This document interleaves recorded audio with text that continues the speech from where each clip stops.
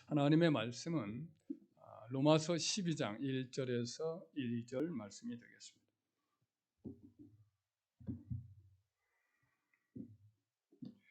로마서 12장 1절에서 2절 말씀이 되겠습니다.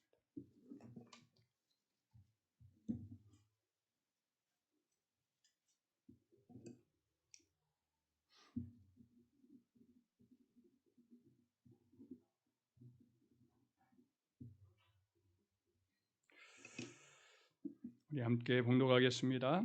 그러므로 형제들아, 내가 하나님의 모든 자비하심으로 너희를 권하노니 너희 몸을 하나님이 기뻐하시는 거룩한 산 제물로 드리라. 이는 너희가 드릴 영적 예배니라. 너희는 이 세대를 본받지 말고 오직 마음을 새롭게 함으로 변화를 받아 하나님의 선하시고 기뻐하시고 온전하신 뜻이 무엇인지 분별하도록 하라. 아멘. 구원받은 성도에게 주신 4가지 명령, 이렇게 제목을 좀 고쳐 써주세요. 구원받은 성도에게 주신 4가지 명령이란 제목으로 함께 은혜를 받도록 하겠습니다. 우리가 로마서 1장부터 11장까지를 우리가 살펴보았습니다. 1장부터 11장까지가 사도 바울이 로마에 있는 교인들에게 써보낸 그의 구원론에 관한 장대한 그한 진술이었습니다. 이 하나님의 위대한 구원 경륜을 따라서 구원받은 자들이 이제 어떻게 살아야 할 것인가를 이제부터 12장부터는 이제 다루기 시작을 합니다.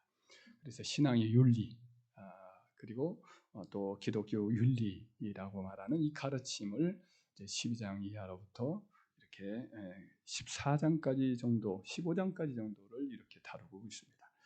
그러면 이제 교리로부터 이제 윤리로 이렇게 전환을 늘 그 사도의 편지를 보면 늘 전반에는 교리에 대해서 가르쳐요. 그러다가 후반에 가서는 꼭 이제 신앙의 윤리에 대해서 꼭 가르치곤 합니다. 그럼 이 로마서에서 장대한 구원론의 교리를 가르친 그 이후에 이제 신앙의 윤리를 가르치는데 이 전환의 국면에서 사도는 어떠한 것을 지금 여기서 말씀하고 있을까요? 여기서 이제 구원받은 성도에게 4가지의 마땅히 해야 될 의무를 가르치는 명령을 주고 있습니다.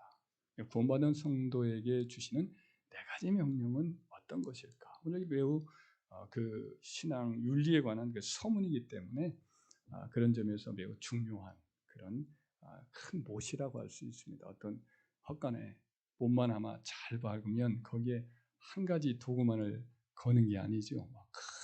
옛날에 큰 못을 곡간에다 뒤에 있는 그 곡간에다 이렇게 박으면 거기에 뭐 소쿠리도 걸고 곡괭이도 막 매달아 놓고 이것저것 막 매달아 놔요. 한참을 매달아 놓은 걸 봐요. 그래도 안 부러져요. 워낙 그 못이 잘 박힌 못이고 큰 못이기 때문에.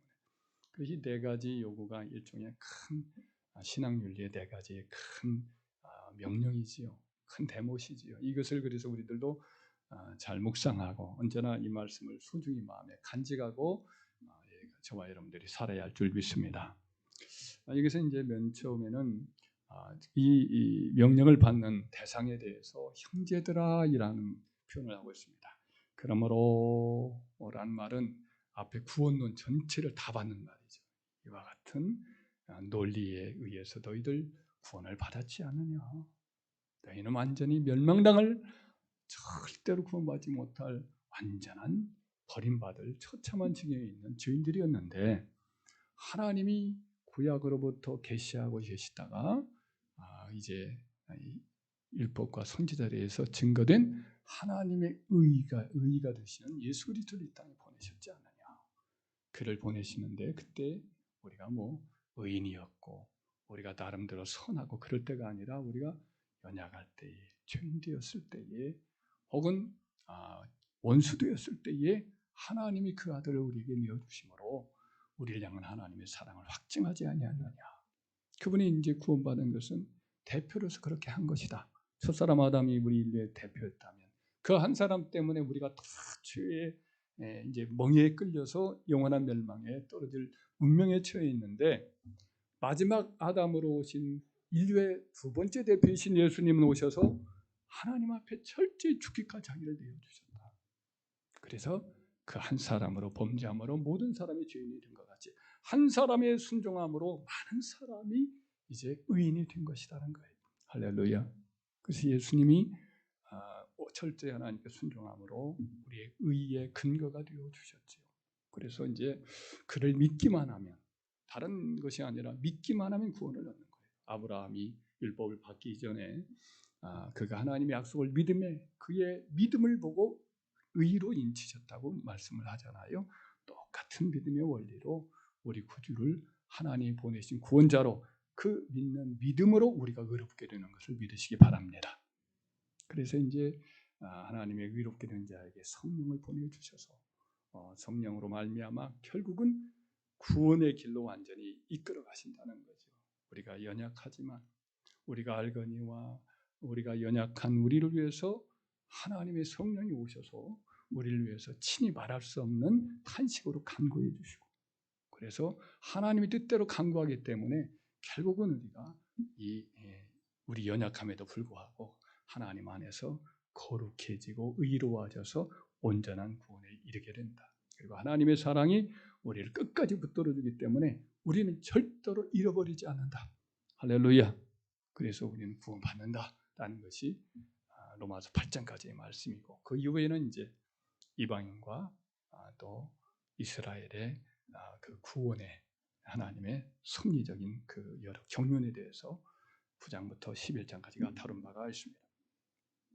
그렇기 때문에 이런 가르침을 받는 사람은 이제는 형제들아라고 표현, 그게 그러므로고 이제 그 대상을 형제들아 이렇게 표현을 하고 있는데 형제들이라는 것은 여기서 이제 어떤 뜻이냐면 9장부터 11장까지 이방인과 이스라엘 사람들 전부를 이렇게 계속해서 분리해서 설명을 했잖아요. 그러나 이제는 그리스도 안에 있으면 이제는 어때요? 유대인이나 헬라인이나 뭐 똑같다는 거죠. 이방인이나 이스라엘이나 똑같은 하나님의 한 백성이 되었다는 거죠. 그래서 사도가 여기서 이제 윤리를 말할 때 이제 이방인 형제건 혹은 이스라엘 형제건 상관없이 너희들은 다 한 형제다라는 측면에서 형제들아라고 이렇게 말씀한 줄 믿습니다. 그리고 이제 그들에게 삶의 윤리를 제시하면서 권면한다 이런 말을 해요. 맨 앞에 나오는 단어이기도 한데 권면한다 이 말은 이제 명령한다는 것이 아니고 이 단어 자체가 간청한다, 우리를 설득하여 권한다라는 뜻입니다.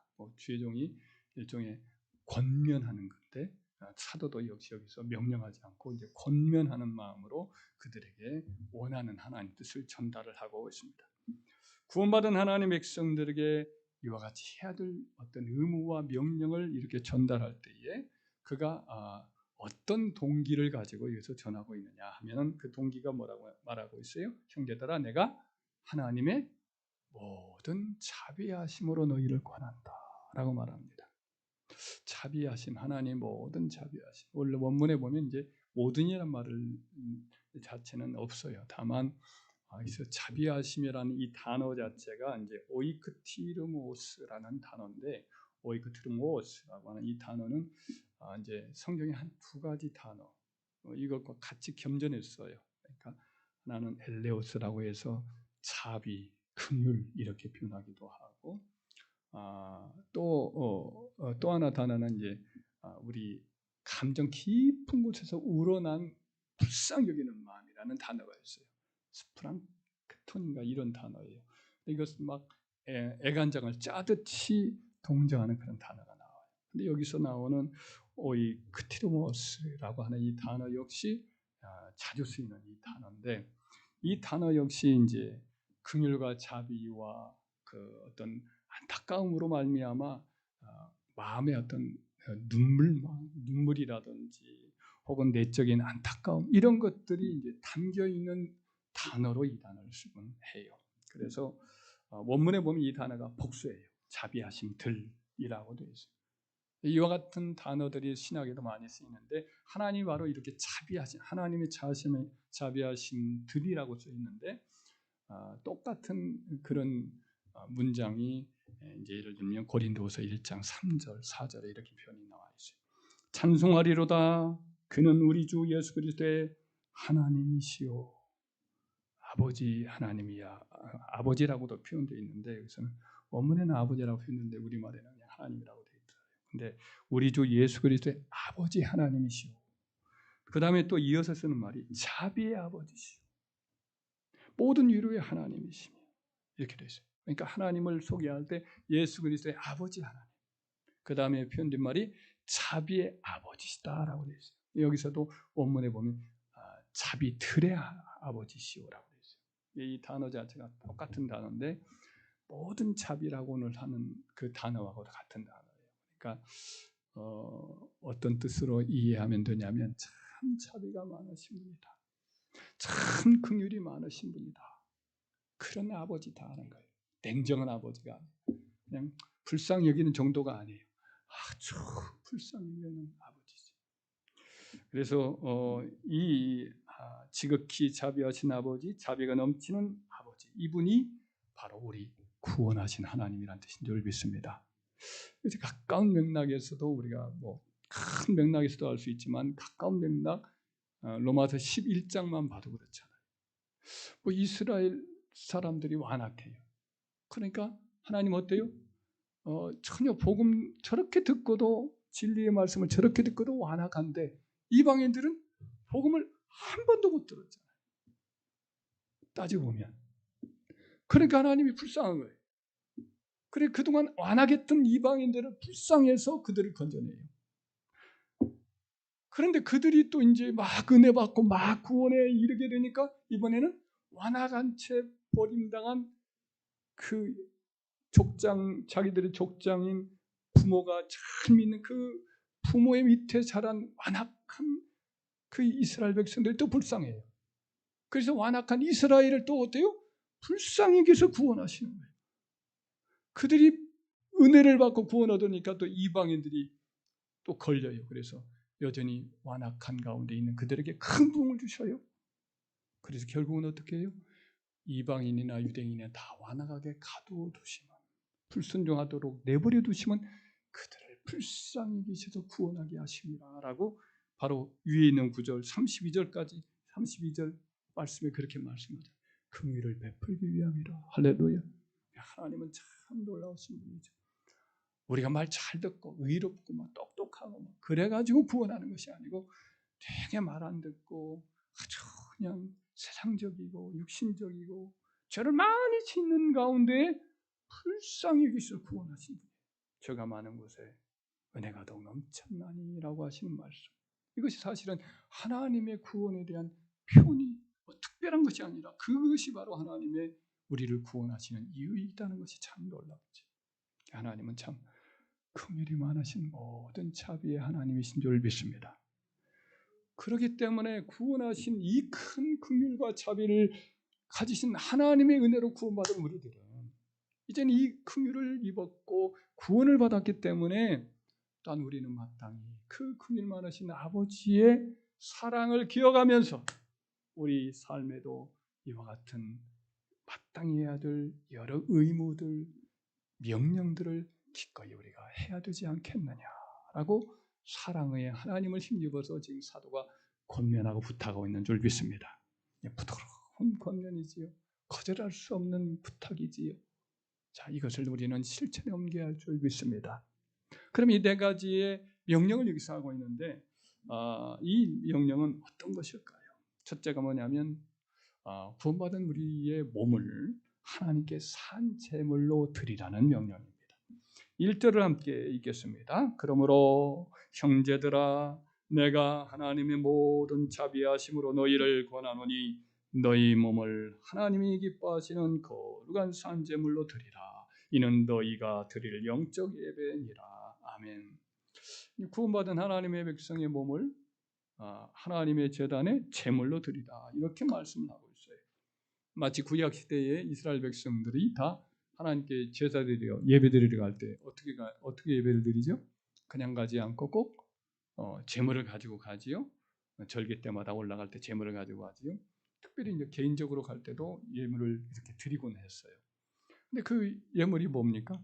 소와 양과 염소의 또 혹은 가난한 이들을 위해서 하나님 허락하신 비둘기 이런 제물을 드립니다.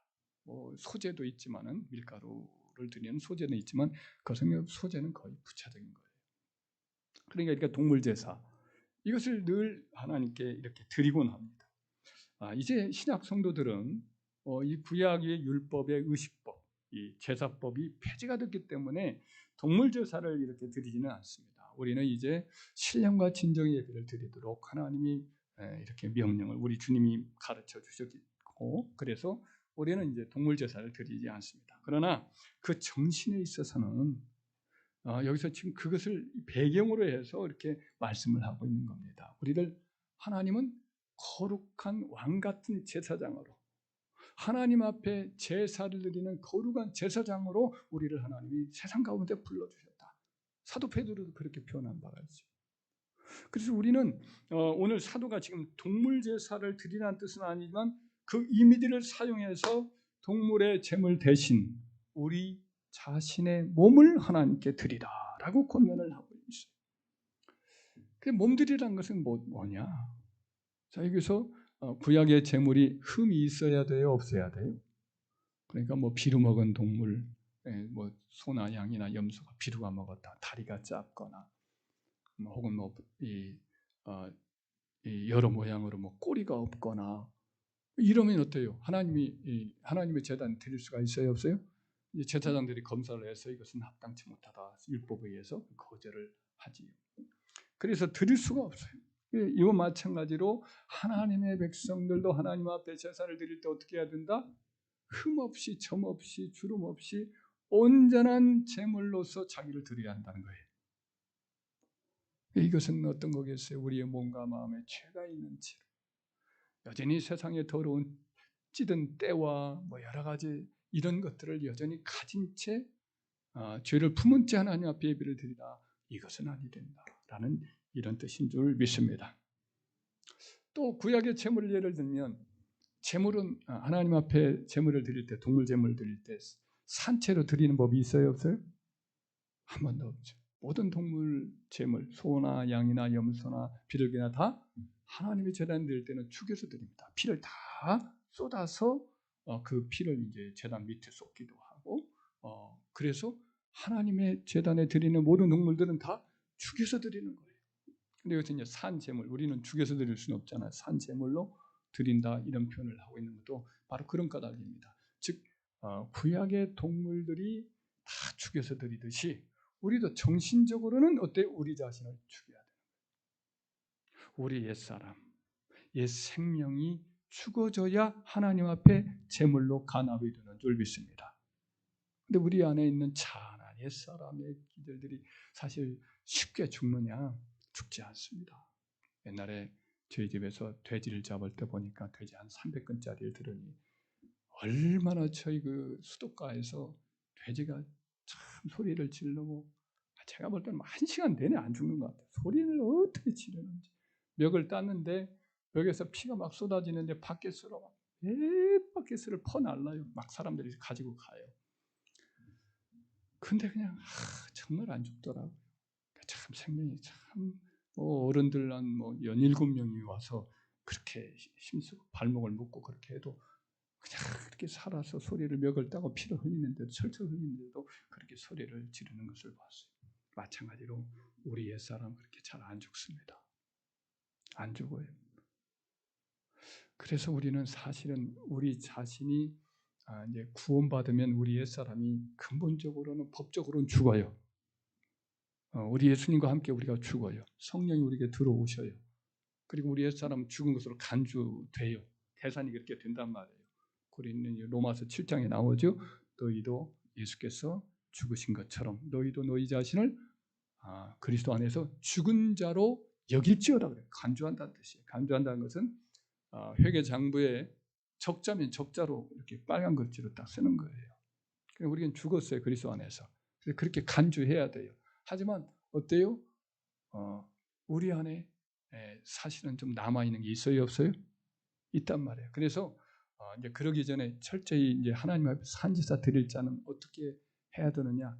철저히 우리는 예수 그리스도의 십자가에 내가 죽었음을 항상 기억하면서 십자가의 대속에 공로를 힘입어서만이 우리는 하나님 앞에 진정한 예배가 드려질 수 있음을 항상 기억하길 바라요. 할렐루야. 우리는 우리 자신이 뭐 성화를 하고 옛사람의 어떤 자연인의 모습을 잘 다듬어 가지고 그래 가지고 하나님 앞에 예배드린다, 이거 절대 안 됩니다. 거듭나지 않으면, 우리가 죽지 않으면, 한 번 완전히 죽은 상태가 된 적이 없는 사람은 절대로 하나님 앞에 제사를 못 드려요. 자연인일 뿐이에요. 그 사람은 절대로 예배제가 안 됩니다. 아무리 뭐 장로가 되고 목사가 돼도 그건 절대로 안 되는 일이에요. 그건 예배가 드려지지 못해요. 육으로 난 것은 육이에요. 아무리 해도 콩으로 난 것은 콩이고 팥으로 난 건 팥이에요. 우리가 죽지 않으면 하나님 백성 안 돼요. 그래서 우리는 예수 그리스도와 함께 십자가에 함께 죽은 그 죽음의 대가로, 그리고 그분이 우리에게 주신 새 생명의 대가로 말미암아, 은혜로 말미암아 산 제물이, 살아있는 새 생명의 동물로서 하는 이제 제물로서 하나님께 예배를 드려져야 돼요. 할렐루야. 항상 우리는 믿음으로만 사실은 예배를 드리는 거예요. 우리 자신의 뭐 경건의 노력과 선행과 금식의 금욕 가지고 하나님 앞에 절대 나가지 못합니다. 오직 우리는 예수 그리스도의 그분의 완전하신 제사, 자기를 하나님 앞에 제물로 드리고 온전히 하나님께 그 제사를 진행하신 대제장이신 예수 그리스도의 십자가의 그 제사, 이것을 통해서만 우리는 하나님 앞에 제사 드릴 수 있는 자격이 주어져요. 할렐루야. 그러니까 결국은 믿음으로만 제사가, 하나님 앞에 우리는 거룩한 산제사를 드릴 수 있음을 믿으시기 바라요. 그러나 이제 예수 믿고 그렇게 죽었어요. 죽은 줄 알았어요. 천사가 된 줄 알았어요. 그러나 천사 된 줄 알았더니 환상 깨진 것이 3일도 안 갔던 것 같아요. 제 생각으로. 얼마 있다가 내 속에 아직도 악마가 살아있고, 세상이 살아있고, 죄가 살아있고, 분노가 살아있고, 질투심이 살아있고, 이걸 느꼈던 것 같아요. 얼마 안 가더라고요. 감격도 있었고 그러는데 금방 혈기 내고 뭐 이렇게 욕심내고 뭔가 이 세상 눈치 보고 그랬었던 뭔가가 기억이 있어요. 그래서 여러분 여전히 살아있습니다. 이걸 어떻게 해야 되겠어요? 죽여야 되겠죠. 할렐루야. 그러니까 산제물로 드리라는 말은 한번 예수와 함께 죽었지만 또 살아나 있는 나의 옛 차, 나의 옛 기질, 이것을 또 죽이라는 말씀인 줄 믿습니다. 아멘. 또 죽여야 돼. 십자가에서 내가 죽고 그리스도 예수의 사람은 육체와 함께 그 정욕과 탐심을 십자가에 못 박았느니라. 우리가 성령으로 살면 또한 성령으로 행할지니, 로마서 이 5장, 갈라디아서 5장 말씀이 나오는 말씀 아닙니까? 그러니까 이와 같이 예수 그리스도와 함께 십자가에 못 박아 죽었지만 살아있는 우리 옛사람의 자, 이것을 또 십자가에 못 박아야 돼. 자꾸만 그걸 확인해야 돼. 그럴 때 우리는 하나님께, 우리 하나님 받으시는 산 제물이 될 줄 믿습니다. 한 가지를 더 첨언하자면, 여기서 이제 사도가 마음을 드리라고 말했어요. 몸을 드리라고 말씀했어요. 몸이라고 되어 있어요. 소마타라고 되어 있어요. 소마라는 것이 몸이에요. 원래 헬라 사람들은 몸을 말이죠, 아주 하찮게 봤어요. 악의 소굴이라고 봤어요. 그래서 그들의 이원론적 사상을 보면, 이데아 사상을 보면 이 영혼은 몸이라고 하는 동굴에 갇혀 있는 죄수다, 이렇게 봤어요. 그러니까 몸이라는 존재는 악이라고 봤어요. 타락의 아주 비천하고 더러운 존재라고 봤어요. 그래서 뭐 이원론 사상이 극대화되면 그들은 몸은, 죄를 범하는 것은 몸이고 자기 영혼은 죄를 안 짓는다고 이렇게 생각을 하기도 하고, 또 더 나아가서는 그 당시에 유명한 스토아 철학 같은 경우는 몸을 막 학대해요. 몸을 막 아주 괴롭게 하고, 그러면서 우리 영혼은 더 자유케 된다라고 하는, 거룩하게 된다고 하는 좀 그릇된 그런 사상을 갖고 있어요. 기독교인들 가운데서 그런 사람들이 있을 수가 있어요. 그러나 그것은 좀 잘못하면 이것은 성경적이지 못한 결과를 빚어와요. 몸을 막 학대하고 금식하고 막 괴롭게 함으로써 거룩해 진다고 생각하는 것은 성경적이지 못해요. 그러니까 우리 성경은 뭐라고 말합니까? 뭐라고 막 가르치죠? 너희가 몸을 이렇게 보양하듯이 너희 몸을 보양하듯이 라고 말씀하거든요. 우리 몸을 보양하는 것이 잘 갖고 나가는 것이 그것은 성경적이에요. 왜냐? 우리 주님께서 우리를 위해서 죽으시고 구원하신 것이 우리 영혼만이 아니에요. 우리 주님께서 우리를 위해서 속량의 값을 지불하는 것이 우리의 영혼 구원만을 위한 것이 아니라 우리 몸까지도 구원하신 거잖아요. 부활의 영광에 참여하는 것이 우리 영혼뿐입니까? 아니지요. 우리 몸도 나중에 부활의 영광에 참여해요? 참여하지 않아요? 참여하는 거예요. 그래서 우리는 이 땅에서 이미 구원받은 자는 우리 영혼만이 아니라 몸마저도 이미 속량의 값을 지불하고 구원받은 존재다 말이죠. 그렇기 때문에 우리는 어떻게 해야 되느냐? 우리의 마음만이 아니라 우리 몸도 하나님 앞에 영광 돌리는 삶을 살아야 한 줄 믿습니다. 제사도 역시 마찬가지죠. 제사도 역시 예배도 역시 마찬가지로 몸과 더불어 마음만이 아니라 몸도 하나님 앞에 영광을 돌리는 거예요. 네. 고린도전서 6장 20절 말씀에 이르기를 너희 몸은 너희가 하나님께로 받은 바 하나님이 너희에게 주신 바 하나님의 성령이 거하는 전인 줄을 알지 못하느냐. 너희는 너희 자신의 것이 아니라 값으로 산 것이 되었으니 너희 몸으로 하나님께 영광을 돌리라. 너희 마음으로 아니에요. 너희 몸으로 하나님께 영광을 돌리라. 왜? 너희 몸을 값을 주고 산 거 아니냐. 너희 몸이 하나님의 성령이 거하게 하시는 성전이다. 그래서 우리는 하나님 앞에 예배를 드릴 때나 하나님께 헌신할 때 몸까지 드려야 이것이 하나님이 기뻐 받으시는 거룩한 산제사인 것을 믿으시기 바라요. 그래서 오늘날 비대면 예배가 일반화되면서 이제 어쩔 수 없는 지금 상황이기 때문에 이렇게 워낙 그 전파력이 강하기 때문에 조심들 하고 그러지만은 비대면 예배가 정상은 아니에요. 이게 정상적인 것은 절대 아니에요. 그것을 신학적으로 막 그렇게 일부러 막 그쪽으로 막 몰아가는 이 친정부적인 성향의 그 못된 신학자들이 몇 사람들이 나타나서 그것을 막 주장하거든요. 그 사람들은 어떤 의미에서는 참 성경적이지 못한 가르침을 너무 지나치게 강조하는 쪽으로 간 거예요. 그런 것은 잘못된 그와 같은 어용신학자 비슷한 사람들이 되는 거죠. 성경은 뭐라고 말해요? 몸들이라고 그랬어요. 몸을 들여 하나님께 예배를 드리라고. 정한 시간에 정한 장소에서. 그래서 몸을 가지고 시간을 구별해서 드리자. 근데 집에 있어나 그러면 어떻게 합니까? 애들이 와서 막 왔다 갔다 하고 부엌에서 음식이다 하고 전화 오고 그러면 제대로 집중이 돼야 안 돼요? 집중이 안 되는 거예요. 우리 인간은 몸을 가진 존재예요. 그래서 우리가 가진 모든 것들이 몸과 함께 움직인다고요. 그래서 이렇게 하나님께 와야 구별해서 시간을 드리도록 해야만이 집중이 되는 거예요. 그래서 저와 여러분들은 하나님 앞에 예배를 드리는 것을 귀히 여기시기 바라요. 어쩔 수 없는 경우에는 그렇게 해야 되겠죠.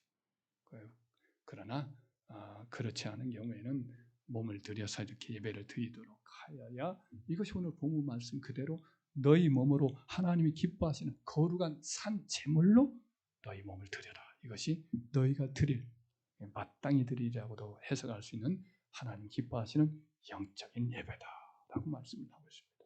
이 점에서 여러분과 저는 하나님 앞에 앞으로도 몸을 더욱더 거룩하고 구별되어서 그렇게 몸을 드리는 예배자로 힘써 살아가기를 주의 이름으로 축원합니다. 둘째로는 두 번째 명령은 뭐냐면 이 세대를 본받지 말라는 명령을 주고 있습니다. 2절 전반절이죠. 한번 읽어볼까요? 너희는 이 세대를 본받지 말고. 이 세대란 말은 타락한 세상 문화를 가리키고 있습니다. 하나님을 알지도 아니하고 하나님을 무시하고 하나님의 계명들을 구닥다리 옛 어떤 가부장적인 시대의 어떤 유물로나 혹은 또 부족 사이의 한 이스라엘이라고 한 부족 국가 시대의 옛날의 하나의 그런 계명으로 치부하면서 그것을 무시하고 인간 중심으로 이렇게 모든 삶을 지배하는 원리를 가지고 있는 그런 문화가 바로 이제 세상 문화, 여기 말하는 이 세대라는 거죠. 인간 세상은 인간을 우상화합니다. 인간을 하나님의 자리에 올려놔요. 그리고 세상을 움직이는 것은 뭐 하나님이라고 하는 그런 보이지 않는 그런 존재가 아니고 인간 자신의 노력이나 수고에 의해서 인간의 모든 역사가 결정되어 간다는 거예요. 혹은 우연에 의해서 움직여진다 이렇게 생각을 합니다. 그리고 죽은 뒤에 세계는 없고 죽으면 다 흙으로 돌아간다라고 그렇게 여기지. 이 땅에는 절대적 진리가 없다고 합니다. 다 상대적 진리일 뿐이죠. 그 시대의 정신에 의해서 움직일 뿐이라고 말합니다. 죽은 뒤에 영원한 심판은 그러니까 자연스럽게 없는 거고 또 천국과 지옥도 인간의 어떤 죽음에 대한 두려움 때문에 만들어진 인간의 심리의 결과에 불과하다. 이렇게 보고 있습니다. 그러니 이 땅에서 자기와 자기에게 속한 사람들의 개인의 행복, 개인의 어떤 유익만 얻으면 그것으로 잘 사는 거라고 그들은 믿고 있지. 그렇기 때문에 결국은 그들은 이제 타락한 아담의 후손의 본성에 의해서 이렇게 움직여지는 그런 삶을 살아가게 되어 있습니다. 그들을 움직이는 세상은 여러 가지 유혹을 그들에게 던지죠. 육신의 정욕, 안목의 정욕, 이생의 자랑을 그들에게 내던집니다. 그러면 다 거기에 끌려가게 되어 있어요. 거기에 굴복하게 되어 있어요. 하지만 결국 때가 되면 하나님의 그 개입이 이 땅에서도 이루어지는데 인간의 그 생명도 결국은 풀과 같이 그 영광도 풀의 꽃과 같이 사라지면서 그리고 하나님의 심판 때에 그들은 다 서서 엄정한 하나님의 진노의 심판을 받게 되어 있습니다. 그렇기 때문에 우리는 구원받은 자요 하나님이 계심을 아는 자요 죽은 자의 부활이 있음을 알고 천국과 지옥이 있음을 압니다. 그렇기 때문에 우리는 이 세대를 본받지 말아야 한다는 이 명령에 순종해야 될 줄 믿습니다. 본받는다, 압력에 불복한다는 뜻이 어떤 왁구라고나 할까요? 어떤 딱 짜여진 것이 있으면 거기서 막 짜여져 가지고 이렇게 비틀어가면서 거기에 비틀려서 꼼짝 못하고 거기에 압력에 불복하는 그렇게 하지 말아라. 이 세대는 이 세상 문화는 막 쪼여와요. 그리고 자기의 어떤 원하는 쪽으로 이렇게 끌고 가고 압박을 준단 말이죠. 결국에는 거기에 굴복당하는 사람들이 있어요, 없어요? 가만히 보면 결국엔 세상의 거대한 압박에 굴복당하고 점점 무뎌지고 결국에는 그것이 옳은 줄 알게 돼요. 그렇게 되는 경우가 참 많이 있습니다. 하지만 이런 세상에 강력한 어떤 타락의 문화나 그의 성향, 욕구 이런 것에 굴복하게 되면 그 끝은 허무하고 무익할 따름이지. 살았는데 그냥 별일 없이 살았다 하는데 마음은 공허하죠. 솔로몬이 그런 고백을 하잖아요. 그가 하나님의 지혜를 얻고 하나님의 뜻대로 살았을 때 마음에 평안도 있고 모든 것이 좋았어요. 그런데 한번 이 세상적인 것을 받아들이기 시작했어요. 자기 자신을 너무 믿었어요. 하나님 주신 은사인 지혜를 말하자면 하나님을 경외하는 것이 지혜라는 걸 알았었으나 하나님을 경외하는 것을 버렸어요. 그 순간 어때요? 결국은 세상 문화의 굴복을 서서히 물들어가는 가운데 그는 세상 것을 한번 다 해보자 하고는 다 받아들였어요. 다 받아들여서 해봤는데 결국 그 맛은 어땠어요? 결국은 쓰디 있었어요. 그래서 헛되고 모든 것이 헛되도다 이렇게 탄식하며 말할 수밖에 없었잖아요. 요한일서 1장, 2장 15절에서 17장 17절을 이렇게 보면 이렇게 말합니다. 이 세상이나 이 세상에 있는 것들을 사랑하지 말라. 누구든지 세상을 사랑하면 아버지의 사랑이 그 속에 있지 아니하니. 이는 세상에 있는 모든 것이 육신의 정욕과 안목의 정욕과 이생의 자랑이니 다 아버지께로서 온 것이 아니요 세상으로부터 온 것이라. 이 세상도 그 정욕도 지나가되 오직 하나님의 뜻을 행하는 자는 영원히 거하느니라라고 되어 있어요. 세상은 다 지나갑니다. 세상과 붙들면 결국은 다 끝나요. 다 그것과 함께 사라집니다. 썩어집니다. 그리고 불에 타버립니다. 그러나 하나님의 뜻을 붙들고 살면 하나님의 말씀은 영원히 거하느니라. 그렇게 말씀했던 이사야서 40장 말씀처럼 풀도 시들고 꽃은 떨어지나 오직 하나님 말씀은 영원히 거한다는 말씀. 그 말씀대로 살려고 붙들면 말씀과 함께 우리 인생도, 우리의 생명도, 우리의 영광도 영원히 영광스럽게 남는 걸 믿으시기 바라요. 그래서 우리는 여기 명령대로 이 세대를 순종하지 말고, 이 세대를 본받지 말고, 이 세대에 굴복하지 말고 라고 하는 이 명령을 항상 기억하고, 이 세대 정신이 아무리 막 강력하고 막 모든 사람이 그것이 옳은 것 같고 그러더라도 여러분들은 세상 것이다 라고 생각하면 여러분들이 저항해야 돼요. 아멘. 세 번째 명령은 뭐냐면 마음을 새롭게 함으로 변화를 받으라 라고 하는 명령을 주고 있습니다. 2절 또 전반절을 계속해서 읽어볼까요? 너희는 이 세대를 본받지 말고 오직 마음을 새롭게 함으로 변화를 받아. 이제 구원받은 자로서 옛사람의 성품, 기질, 습관, 가치관 이것들 어때요? 버리라는 거예요. 그리고 이제 하나님의 백성이 되었다라고 하는 정체성을 확립하고 마음과 생각과 뜻과 행동, 습관 이것들을 이제 변화해 가라. 변화되어라. 수동태로 되어 있어요. 그러니까 그 변화의 욕구가 내 안에 있는데 내 안에 성령이 오셔서 우리 안에 새로운 하나님 말씀이 우리에게 또 배워지잖아요. 하나님 말씀도 우리에게 요구가 있고 성령도 내 안에서 새로운 또 기질과 새 생명의 원리를 주셔서 힘을 주시니까 하도록 요구하시죠. 이때 어때요? 그것을 수용하라는 거예요. 그래서 점점 변화되어 가라는 거예요. 우리가 구원받으면 이제는 내 삶의 주인이 내가 아니에요. 이제는 나를 위하여 죽으시고 부활하신 예수가 내 주인이시다. 할렐루야. 내 삶의 목적도 날 위하여 죽으신 예수 그리스도의 이름의 영광과 아들까지 내어주신 나 같은 사람을 사랑하신 영원적으로 사랑하신 아버지의 영광을 위해서 살아야겠다라는 그와 같은 새로운 인생관 목표관이 달라지죠. 그리고 성령이 내 안에 거주하시고 그리고 새로운 어떤 성품을 내 안에 심어주셔요. 에스겔서에 있는 말씀처럼 새 언약 시대에 내 안에 새 마음을 주시고 딱딱한 옛 마음이 아니라 아주 부드러운 살 같은 마음을 주시고 성령을 내 안에 부어주셔서 아버지의 영을 주셔서 이제 하나님의 뜻을 행할 수 있는 자원하는 마음을 주신다.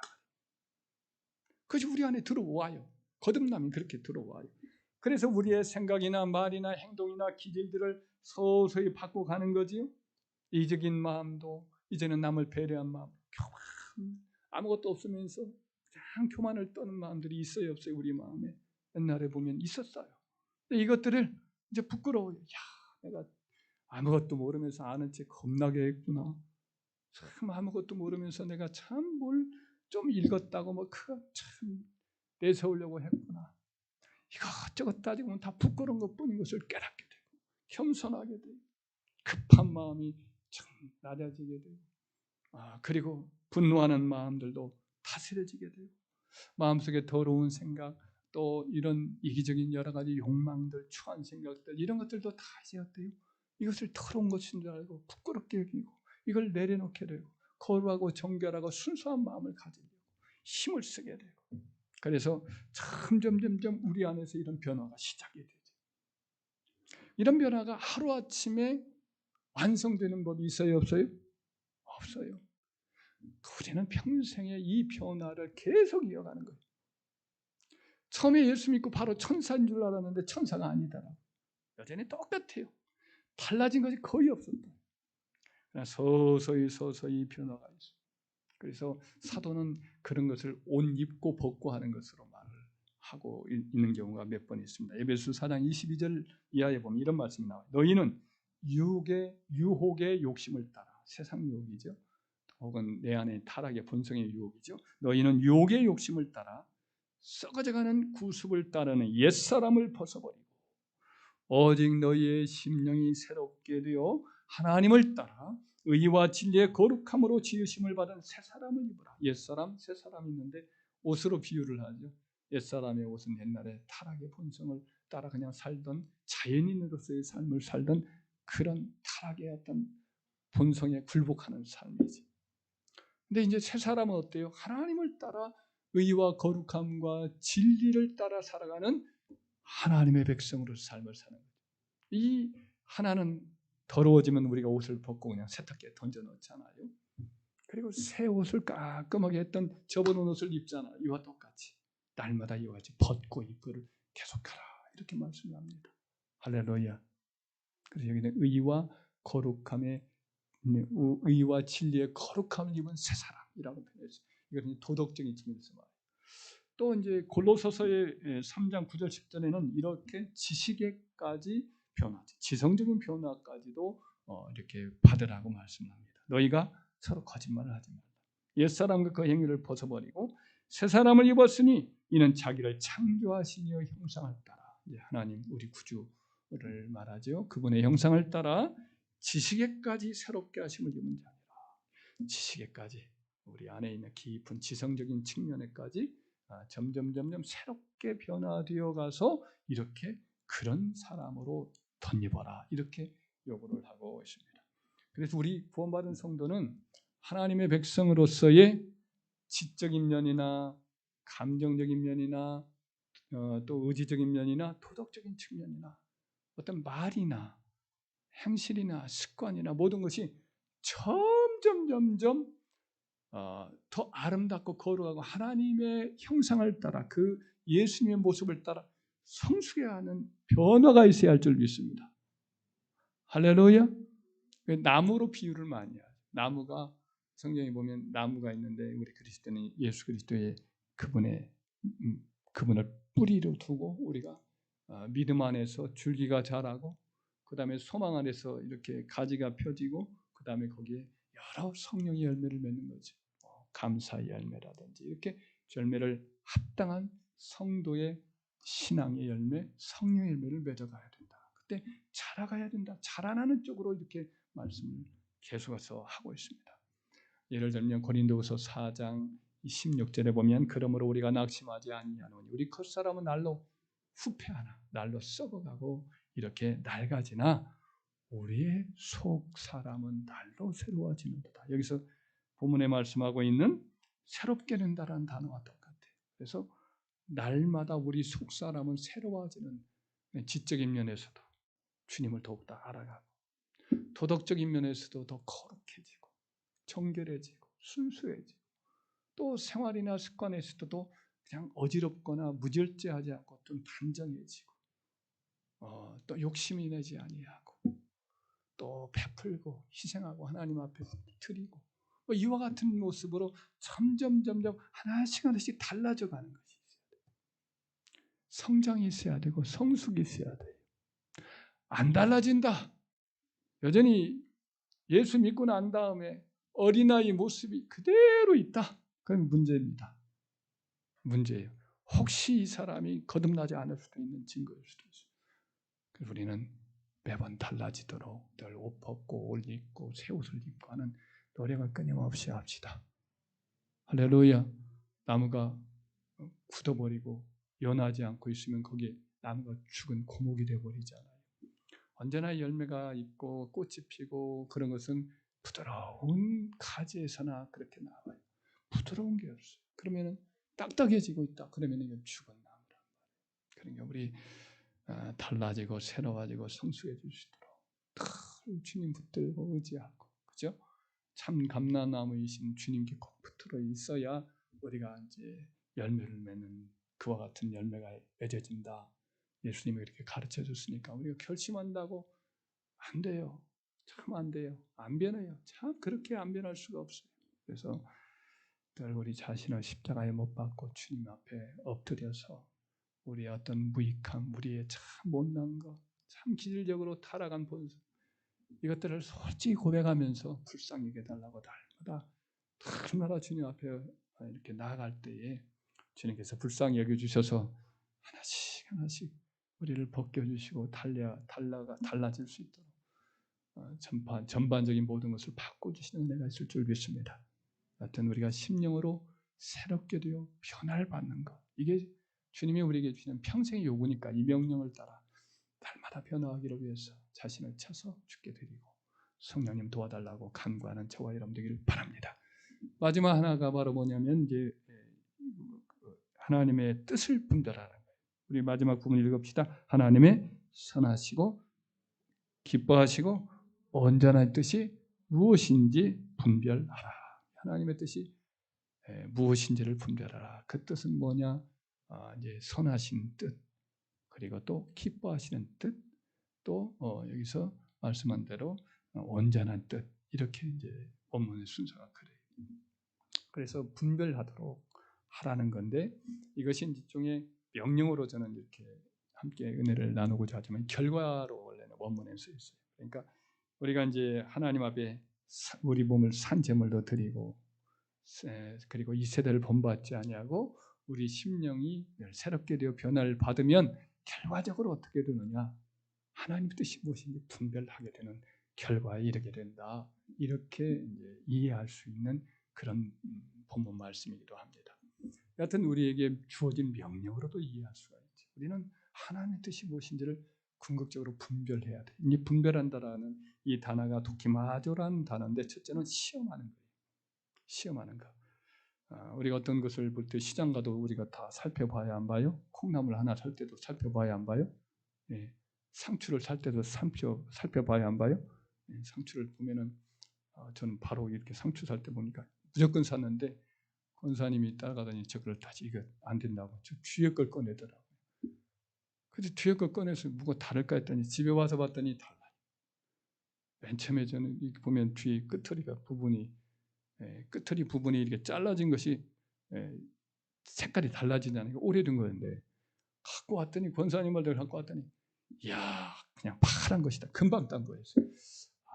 역시 선수시구나. 하여튼 시장 이런 것들을 우리 남자들은 그냥 허탈이에요. 그죠? 분별해야 돼요. 뭐든지 분별해야 돼. 세상적인 거나 모든 것이 다 분별해야 되는데, 우리의 모든 삶도 항상 시험을 해야 돼요. 하나님의 뜻이 무엇인지 시험하여 보라 그러잖아요.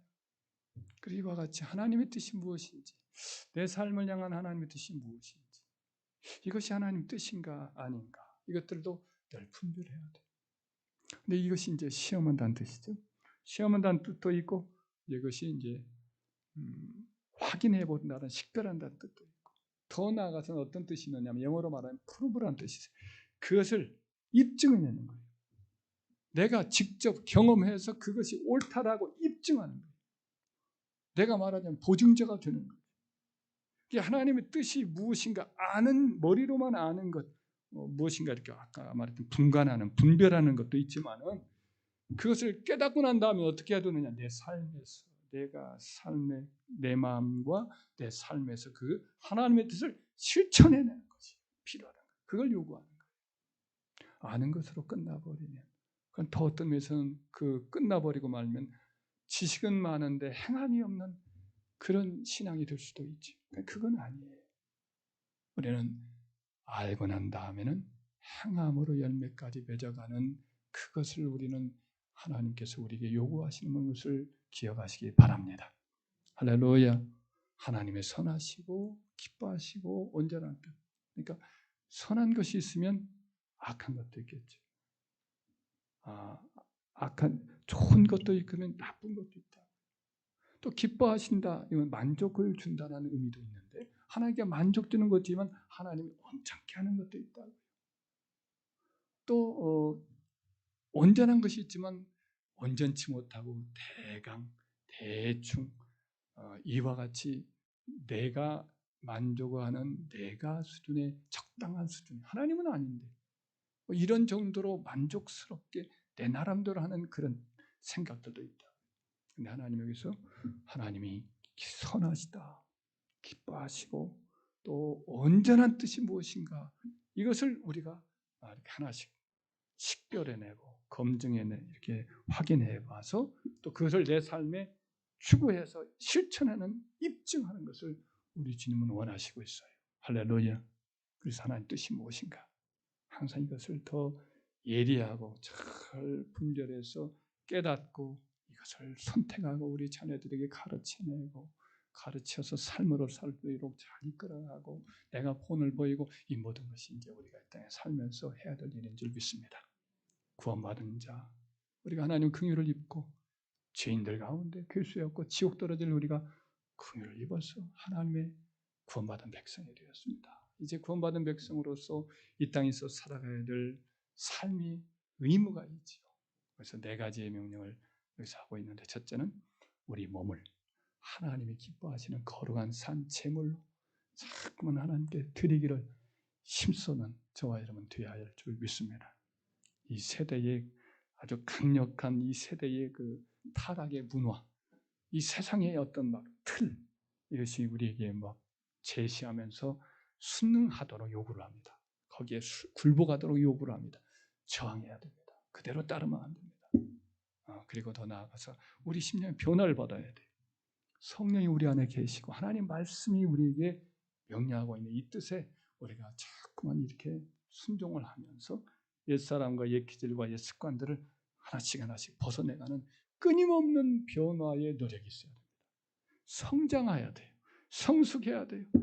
참 그게 어려워요. 근데 그죠? 안 돼요. 잘 안 돼요. 그러나 끊임없이 우리는 우리 자신의 연약함과 우리 자신의 부족함을 고백하면서 주여 도와달라고, 성령님 도와달라고 더 십자가 붙들고 매달리다 보면 성령께서 우리에게 도와주셔서 힘을 주실 줄 믿습니다. 그런 가운데 우리에게는 분명히 하나님 뜻이 무엇인가를 더 자세히 보게 되고 식별을 곧장 하게 되고 또 그것을 또 행할 수 있는 힘도 생기게 되고 또 도울 수 있는 힘도 주님이 주실 줄 믿습니다. 그래서 이와 같은 성숙에 가는, 다른 모든 이들도 함께 이와 같은 하나님의 백성으로서 성숙에 갈 수 있도록 돕는 귀한 주의 백성들 다 되기를 주의 이름으로 축원합니다. 말씀을 기억하면서 우리 다 같이 통성으로 기도하겠습니다. 하나님 아버지, 오늘 말씀을 통하여 하나님의 긍휼을 입고 한량없는 자비의 그 은혜를 입어 구원을 얻은 주의 백성들에게 사도가 마땅히 행해야 될 실천적인 아버지 하나님이시여 주님 명령을 여기서 우리에게 요구한 것을 함께 살펴보았습니다. 아버지, 이 귀한 하나님 가르침을 힘입어서 앞으로 배우게 될 하나님의 뜻이 무엇인가를 하나씩 또 구체적으로 배워갈 텐데 우리들이 항상 이 말씀을 마음에 새기고 살아가게 하여 주옵소서.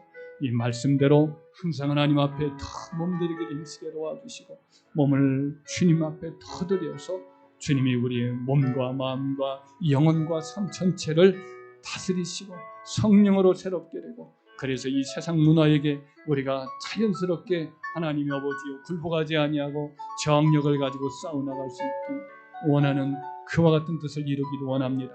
그래서 하나님의 그 기뻐하시고 온전하시고 또 하나님이 원하시고 즐거워하시는 선한 뜻을 하나씩 더 깨달아서 지극히 선한 것이 무엇인가를 분별하여 성장해 나가는 하나님 뜻 안에서 참으로 성숙해 가는 저희들이 다 되게 하여 주옵소서. 머리로만이 아닌 삶 속에서 성숙을 아버지 하나님이 경험하여서 하나님께 영광 돌리고 그 뜻을 이루어내는 주의 제자들 나되도록 성령님 도와 주시옵소서.